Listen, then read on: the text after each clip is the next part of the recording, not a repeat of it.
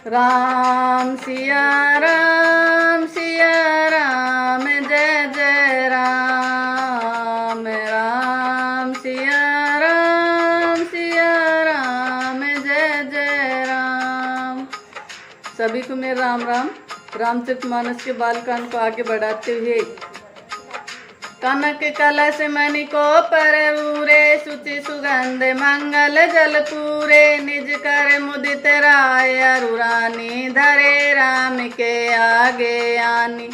पवित्र सुगंधित और मंगल जल से भरे सोने के कलश और मणियों की सुंदर परातों को राजा और रानी ने आनंदित होकर अपने हाथों से लाकर श्री राम जी के आगे रखी। पढ़ी वेद मुनि मंगल बानी गगन सुमन झरि अवसरु जानी। बरु बिलोक दंपति अनुरागे पाए पुनीत पखारन लागे। मुनि मंगलवाणी से वेद पढ़ रहे हैं। सुअवसर जानकर आकाश से फूलों की झड़ी लग गई है। दूल्हे को देखकर राजा रानी प्रेम मग्न हो गए और उनके पवित्र चरणों को पखारने लगे। लागे पखारन पाए पंकज प्रेम तन पुलकावली। नव नगर गान निशान जय धुनि उमगी चहु जनु चहु दिशि चली। जे पद सरोज मनोज अरिउर सर सदैव विराजही। जे सकृत सुमिरत विमलता मन सकल कली मल भाजही। वे श्री राम जी के चरण कमलों को पखारने लगे। प्रेम से उनके शरीर में पुलकावली छा रही है। आकाश और नगर में होने वाली गान नगाड़े और जय जयकार की ध्वनि मानो चारों दिशाओं में उमड़ चली। जो चरण कमल कामदेव के शत्रु शिव जी के हृदय रूपी सरोवर में सदा ही विराजते हैं, जिनका एक बार भी स्मरण करने से मन में निर्मलता आ जाती है और कलयुग के सारे पाप भाग जाते हैं। जे पर सिमुनि बनिता लही गति रही जो पातक मई। मकरंदु जिनको शंभु सिर सुचिता अवधि सुर बर नई। करि मधुप मन मुनि जोगी जन जैसे अभिमत गति लहई। ते पद पखारत भाग्य भाजनु जनकु जय जय सब कहई। जिनका स्पर्श पाकर गौतम मुनि की स्त्री अहल्य ने जो पापमयी थी परम गति पाई। जिन चरण कमलों का मकरंद रस शिव जी के मस्तक पर विराजमान है, जिसको देवता पवित्रता की सीमा बताते हैं। मुनि और योगी जन अपने मन को बोरा बनाकर जिन चरण कमलों का सेवन करके मनोवांछित गति प्राप्त करते हैं, उन्हीं चरणों को भाग्य के पात्र बड़भागी जनक जी धो रहे हैं। यह देखकर सब जय जयकार कर रहे हैं। बर कुंवरी कर तल जोरी साखो चारु दो कुल गुरु करई। भयो पानी गहनु बिलो के विधि सुर मनुज मुनि आनंद भरई।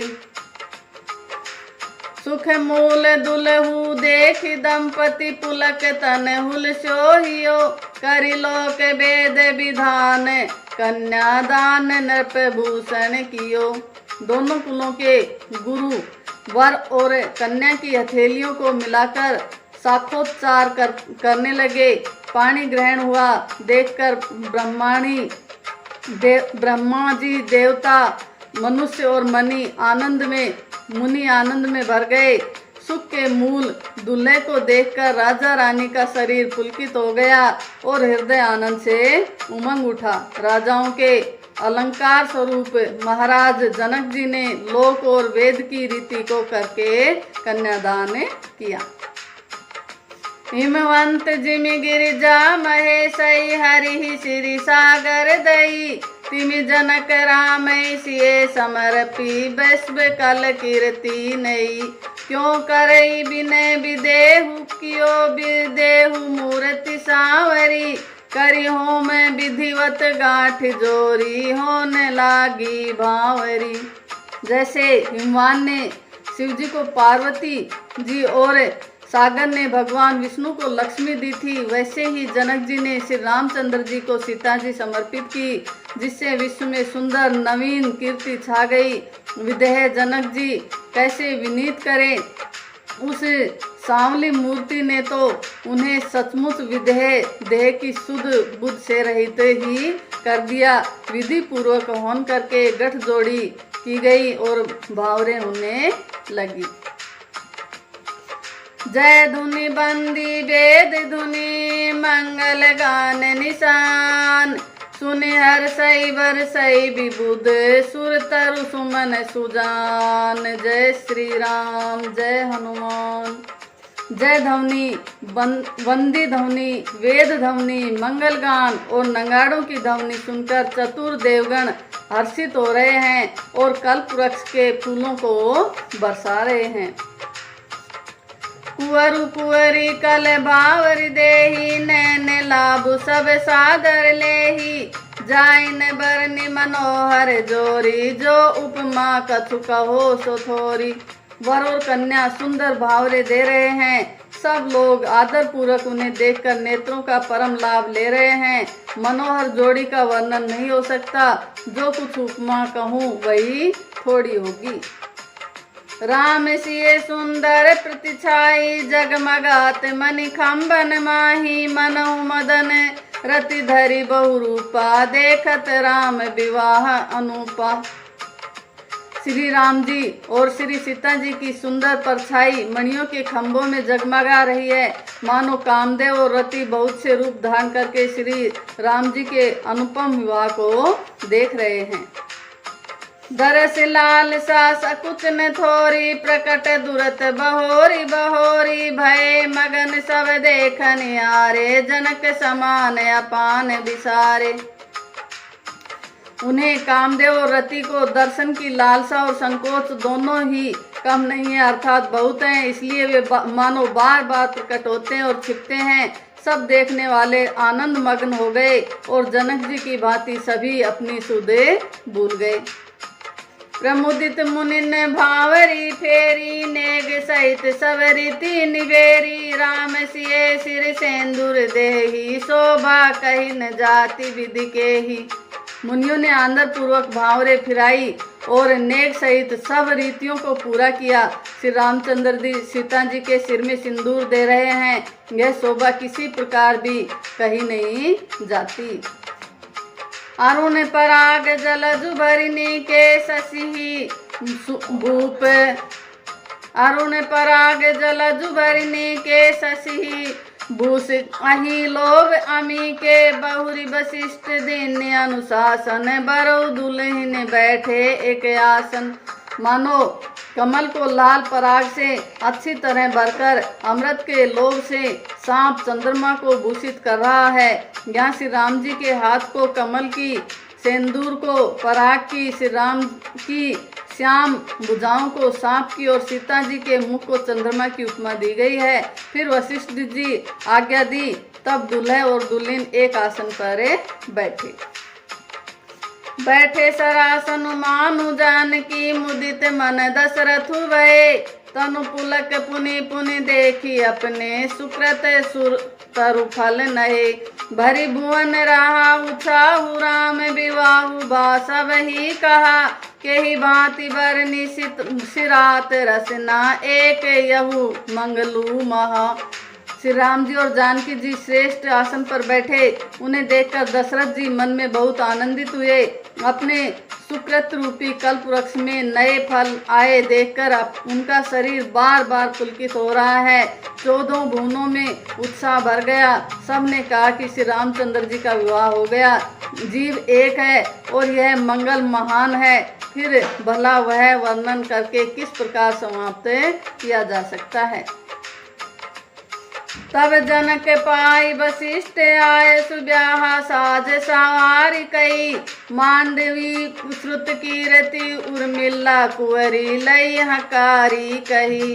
कुश के तु कन्या प्रथम जो गुणशील, सुख शोभामयी। सब रीति प्रीति समेत करी, सो ब्याह नृप भरतई नहीं भरतई दई। तब वशिष्ठ जी की आज्ञा पाकर जनक जी ने विवाह का सामान सजाकर मांडवी जी, श्रुत कीर्ति जी और उर्मिला जी इन तीनों राजकुमारियों को बुला लिया कुश ध्वज की बड़ी कन्या मांडवी जी को, जो गुणशील, सुख और शोभा की रूपी थी, राजा जनक ने प्रेम पूर्वक सब रीतियां करके भरत जी को ब्याह दिया। जानकी लघु भगिनी सकल सुंदरी शिरोमणि जानिकई, सोतन दिन ब्याह लखनई सकल विधि सन्मानी कई। जेहि नामु श्रुत कीर्ति सुलोचनी सुमुखी, सब गुण आगरी सोदई रिपु सुध नहीं, भूपति रूपशील उजागरी। जानकी जी की छोटी बहन उर्मिला जी को सब सुंदरियों में शिरोमणि जानकर उस कन्या को सब प्रकार से सम्मान करके लक्ष्मण जी को ब्याह दिया, और जिनका नाम श्रुत कीर्ति है और जो सुंदर नेत्रों वाली, सुंदर मुख वाली, सब गुणों की खान और रूप तथा शील में उजागर है, उनको राजा ने शत्रुघ्न को ब्याह दिया। अनुरूप बर दुल्हनी परस पर लखी सकुच ही हर सही, सब मुदित सुंदरता सराहई, सुमन सुरगन बरसही। सुंदरी सुंदर बरन सह सब एक मंडप राजही, जनु जीव उर चारु अवस्था विभुन सहित विराजही। दुल्हन और दूल्हे और दुल्हने परस्पर अपने अपने अनुरूप जोड़ी को देखकर सकुचे हुए हृदय में हर्षित हो रहे हैं। सब लोग प्रसन्न होकर उनकी सुंदरता की सराहना करते हैं और देवगण फूल बरसा रहे हैं। सब सुंदरी दुल्हने सुंदर दुल्हों के साथ एक ही मंडप में ऐसी शोभा पा रही हैं, मानो जीव के हृदय में चारों अवस्थाएं, जागृत, स्वप्न, सुसुप्ति और तुरीय, अपने चारों स्वामी विश्व तेजस, प्राज्ञ और ब्रह्म सहित विराजमान हो। मुदित अवधपति सकल सुते बंधुन समेत निहारी, जनु पाए मई पाल मणि क्रियनन सहित फलचारी। सब पुत्रों को बहुओं सहित देखकर अवध नरेश दशरथ जी ऐसे आनंदित हैं, मानो वे राजाओं के शिरोमणि क्रियाओं, यज्ञ क्रिया, श्रद्धा क्रिया, योग क्रिया और ज्ञान क्रिया सहित चारों फल, अर्थ, धर्म, काम, मोक्ष पा गए। जसि रघुबीर ब्याह विधि बरनी, सकल कुंवर ब्याहे ते ही करनी। कहीं न जाए कछु दाजई भूरी, रहा कनक मणि मंडप पूरी। श्री रामचंद्र जी के विवाह की जैसी विधि वर्णन की गई, उसी रीति से सब राजकुमार विवाहे गए। दहेज की अधिकता कुछ कही नहीं जाती, सारा मंडप सोने और मणियों से भर गया। कंबल बसन विचित्र पटोरे, भांति भांति बहुमोल न थोरे। गजरथ तुरग दास अरुदासी, धेनु अलंकृत काम दुहासी। बहुत से कंबल, वस्त्र और भांति भांति के विचित्र रेशमी कपड़े जो थोड़ी कीमत के न थे, अर्थात बहुत बहुमूल्यवान थे, तथा हाथी, रथ, घोड़े, दास दासियां और गहनों से सजी हुई कामधेनु सरीखी गायें। वस्तु अनेक करिए कि मिलेखा, कहीं न जाए जानही जिन देखा। लोक पाल अवलोकी सिहाने, लिन है अवधपति सबु सुख माने। अनेकों वस्तुएं हैं जिनकी गिनती कैसे की जाए, उनका वर्णन नहीं किया जा सकता। जिन्होंने देखा है वही जानते हैं, उन्हें देखकर लोकपाल भी सिहा गए। अवधराज दशरथ जी ने सुख मानकर प्रसन्न चित्त से सब कुछ ग्रहण किया। दिन जाचकन ही जो जेहि भावा, उबरा सो जनवा से ही आवा। तब कर जोरी जनक मृदुबानी, बोले सब बरात सन्मानी। उन्होंने वह दहेज का सामान याचकों को जो जिसे अच्छा लगा दे दिया, जो बच रहा वह जनवासे में चला आया।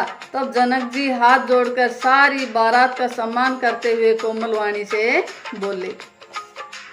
सन्मानी सकल बरात आदर दान विनय बढ़ाई कई। प्रमुदित महामुनि वृंद बंदे, पूजी प्रेम लड़ाई कई। सिरु नाई देव मनाई, सब सन कहत कर संपुट किए। सुर साधु चाहत भाऊ सिंधु की, तोस जल अंजलि दिए। आदर दान विनय और बड़ाई के द्वारा सारी बारात का सम्मान कर राजा जनक ने महान आनंद के साथ प्रेम पूर्वक लड़ाकर लाड़ करके मुनियों के समूह की पूजा एवं वंदना की। सिर नवाकर देवताओं को मनाकर राजा हाथ जोड़कर सबसे कहने लगे कि देवता और साधु तो भाव ही चाहते हैं, वे प्रेम से ही प्रसन्न हो जाते हैं। उन्हें पूर्ण काम महामुनि भावों को कोई कुछ देकर कैसे संतुष्ट कर सकता है? क्या एक अंजलि जल देने से कहीं समुद्र संतुष्ट हो सकता है? कर जोरी जनुक बहोरी बंधु समेत कौशल राय, सो बोले मनोहर बैन सानी स्नेह शील सुभाए। सो संबंध राजन रावरे हम बड़े, अब सब विधि भय एहि राज साज समेत। सेवक जानिबे बिनु गथ लहे। फिर जनक जी भाई सहित हाथ जोड़कर कौशलाधीश दशरथ जी से स्नेहशील और सुंदर प्रेम में सान कर मनोहर वचन बोले, हे राजन, आपके साथ संबंध हो जाने से अब हम सब प्रकार से बड़े हो गए।